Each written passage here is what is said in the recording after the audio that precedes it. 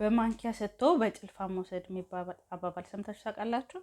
ትንሽ ሰጥቶ ብዙ መውሰድ እናቶች ለረጅም ጊዜ እንዲቆዩ እንዲሁም ደግሞ ለሁለቱም ወገን አጥጋቢ እንዲሆኑ አትሊስት ሁለት ነገሮች ያስፈልጋቸዋል። አንደኛው ሁለቱም ወገኖች ፌር በሆነ ሁኔታ የሚፈልጉትን ነገር እንደሚያገኙ ሊሰማቸው ይገባል። ኤክስቼንጅ የሚያደርጉት ነገር ተመጣጣኝ መሆኑ ማለት ነው። ይህን ነገር በግልጽ ማየት እንድንችል ያገኘነው ሰው ጋር ጓደኛ አንሆንም፣ ያገኘናት ሚስት አናገብም፣ ያገኘነውን ባል አናገባም እና መስፈርቶች አሉን። እውነትም ኤክስቼንጅ ባይሆን ኖሮ የሰው ልጅ ሪሌሽንሽፕ መስፈርቶቹ አላስፈላጊ ነበሩ። ሆኖም ግን ኤክስቼንጅ ቫሊዩ ስለሆኑ ሪሌሽንሽፖች ሁላችንም መስፈርቶች አሉ። ምክንያቱም ከዛ ሰው ማግኘት የምንፈልገው ነገር አለ። ሆኖም ግን ብዙዎቻችን የምናተኩረው ምን አገኛለሁ የሚለው ነገር ነው። ምን አገኛለሁ የሚለው ነገር ማተኮራችን ትክክል ሆኖ ሳለ ምን እሰጣለሁ የሚለው ነገር እኩል ቫሊዩ አለው። ለረዥም ጊዜ የሚቆይ ግንኙነቶች እንዲኖሩ ማለት ነው። ምክንያቱም የሰው ሞኝ የለውም። እኔ የምፈልገውን ነገር የሚሰጠኝ ሰው እሱ የሚፈልገውን ሰው ካላገኘ ለረዥም ጊዜ ሊቀጥል አይችልም። ማንኪያ ሰጥቶ በጭልፋ መውሰድ አይነት ሜንታሊቲ ያላቸው ሰዎች ረዥም ጊዜ የሚቆይ ግንኙነቶች ሜንቴን ማድረግ በጣም አስቸጋሪ ይሆንባቸዋል። እዚህ ላይ አንዳንድ ሰዎች ለረዥም ጊዜ በዚህ አይነት ሁኔታ ከሰው ጋር ኖር ያለው ልትሉ ትችላላችሁ። እውነት ነው። ምናልባት አንዳንድ ሰዎች ከፍርሃት ብቻዬን ሆናለሁ ምናምን ከሚል የተነሳ ለራሳቸው ያላቸው ግምት ዝቅ ያለ ስለሆነ ብዙ እየሰጡ እየተጠቀምንባቸው እንደሆነ እየተረዱ ለረዥም ጊዜ አብረውን ሊቆዩ ይችላሉ። ምክንያቱም ብቸኝነትን ሊፈሩ ስለሚችሉ። ስቲል ይሄም ራሱ ኤክስቼንጅ ነው። ለነዛ ሰዎች ብቸኛ ለመሆናቸው በጣም ትልቅ ቫሊዩ ስላለው ነው ብዙ ነገር እየከፈሉም አብረውን የሚሆኑት ማለት ነው። ብቸኝነታቸውን መቋቋም የቻሉ ጊዜ ወይም ደግሞ የተሻለ ትሪት የሚያደርጋቸው ሰው ባገኙ ጊዜ ማንኛውም ሰዓት ሊፈርሱ ይችላሉ። በዚህ አይነት ግንኙነት ውስጥ ስንኖር አንድ ሰው ፌር ትሪት እንደተደረገ እየተሰማው ካልሆነ ብቸኝነት ፈርቶ እንኳን ቢቀመጥ ከነዛ ሰው ጋር ያላችሁ ግንኙነቶች ፉልፊሊንግ ነው ወይ? ከነሱ ጋር ተቀምጣችሁ አብራችሁ ሆናችሁ ተጫውታችሁ ስትለያዩ ሙልት ብላችሁ ነው ወይስ የምትለያዩት? ወይስ ከላይ የሆነ ፌስቡክ አይነት ፍሬንድሺፕ ነው ያለው? ባለትዳር ደባል አይነት ኑሮ ነው የምትኖሩት? ምን ጊዜም ይሄ ኤክስቼንጅ ፌር ካልሆነ ያ የተበደልኩ ነው ብሎ የሚያስበው ሰው ሪዘንትመንት መፍጠሩ አይቀርም። ስለዚህ አትሊስት ራሱን አይሆንም። ስለዚህ በግልጽ ሁኔታ ልብ ለልብ የመገናኘት ቻንሱ ዜሮ ይገባል ማለት ነው። ምክንያቱም እየተሰማው ያለው ነገር እውነት ተናገር አንተን ሁን ቢባል ይሄ እየሆነ ያለው ነገር ፌር አይደለም፣ እየተበደልኩ ነው፣ እየተጠቀምኩብኝ ነው ብሎ ነበር የሚናገረው። ግን ያንን ነገር ላለማጣት እንዲሁ አብሮ መሆኑን ላለማጣት ሲል እንዳልሆነ አስመስሎ ነው የሚኖረው። ስለዚህ ልብ ለልብ መገናኘት ብሎ ነገር የለም። ምክንያቱም ያ ሰው እውነተኛ አይደለም። ልቡን ሸፍኖ ራሱን ደብቆ ነው የሚኖረው። ስለዚህ ከማን ጋር ነው ኮኔክት እንኳን የሚደረገው ማለት ነው። ስለዚህ ኢቭን ቢቆዩ ፉልፊሊንግ አይደሉም።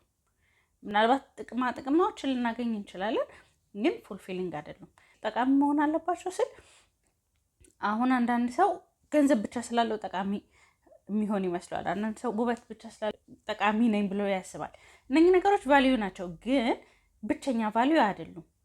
ምናልባት ከአንድ አያትናገርበት መንገድ የምታሳየን ፍቅር የምታሳየን ርህራሄ አቀባበል ምናምን በጣም ትልቅ ቫልዩ ሊኖረው ይችላል እና ከዛች አያት ጋር መቀመጥ ብዙ የሚሞሉልን ሳይኮሎጂካል ኒዶች ሊኖሩ ይችላሉ። ስለዚህ ይሄም ቫልዩ ነው። ሌላ ሰው የማዳመጥ አቅም ሊኖረው ይችላል። ይሄም ቫልዩ ነው። ሌላ ሰው ከባባድ ስሜቶችን ስናልፍ አጠገባችን የመሆን አቅም ሊኖረው ይችላል። ይሄም ቫልዩ ነው። ቫልዩዎቹ የተለያዩ ናቸው። ሆኖም ግን የተለያየ ቫልዩ ሆኖ ስንቀባበል ለሁለቱም ወገን አጥጋቢ መሆን አለባቸው። ከሁሉም ሰው ጋር አጥጋቢ የሆነ ግንኙነት መፍጠር እችላለሁ? አልችልም። ምክንያቱም የሁሉንም ሰው ኒድ ማሟላት አልችልም። ምክንያቱም የተወሰኑ ኳሊቲዎች ነው ያሉኝ፣ የተወሰኑ ጉድለቶች አሉኝ። ስለዚህ ኳሊቲዎች የዛን ሰው ኒድ ሊሞሉለት ሲችሉ ነው።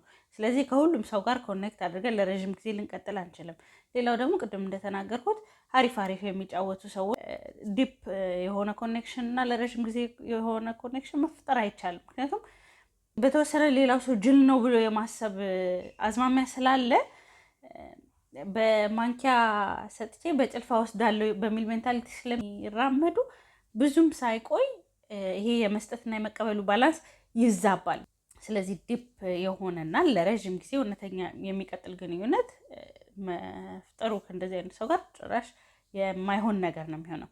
ዲፕ የሆኑ ግንኙነቶችን ስንፈልግ በአንድ በኩል እንደዚህ ብዙ ወስጄ ትንሽ መስጠት የሚለው አወጣም፣ እንዲሁም ደግሞ እንደተበደልኩ እያወቅኩኝ የሚገባኝ ነገር እንዳልወሰድኩ እያወቅኩኝ እዛው ጋር መቀመጤ ብቻ ሊረዳኝ የሚችለው እንዲሁ ብቻዬ እንዳልሆነ ያህል ነው እንጂ ዲፕ የሆነና ሚኒንግፉል የሆነ ሪሌሽንሽፕ ለመፍጠር አያስችለኝም፣ በሁለቱም መንገድ ማለት ነው።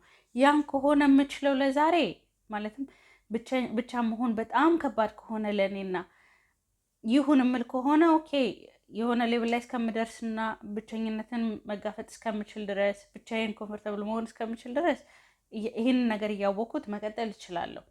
ሆኖም ግን ዲፕ እና ሚኒንግፉል የሆኑ ሪሌሽንሽፖችን ለመፍጠር ብቻዬን የመሆን አቅም ሊኖረኝ ይገባል። ምክንያቱም የማይሆን አይነት ኮኔክሽን ውስጥ ላለመቀመጥ ኃይል የሚሆነኝ ብቻዬን ብቀመጥ ምንም እንደማልሆን ሳቅ ነው። አሳንሼ ሰጥቼም አብዝቼ ሰጥቼም ባላንስድ የሆነ ሪሌሽንሽፕ መፍጠር አልችልም። ማስመር የምፈልገው እዚህ ላይ የሂውማን ሪሌሽንሽፖች ኤክስቼንጅ ናቸው። ግንኙነቶች እንዲሁ በነፃ ምናምን ይመስለናል። እንደዛ ማሰቡም ደስ ይለናል። ነገሮችን እንደሆኑት አድርገን ስንቀበል ከዛ በኋላ እንዴት መስራትም እንዳለብን እንረዳለን።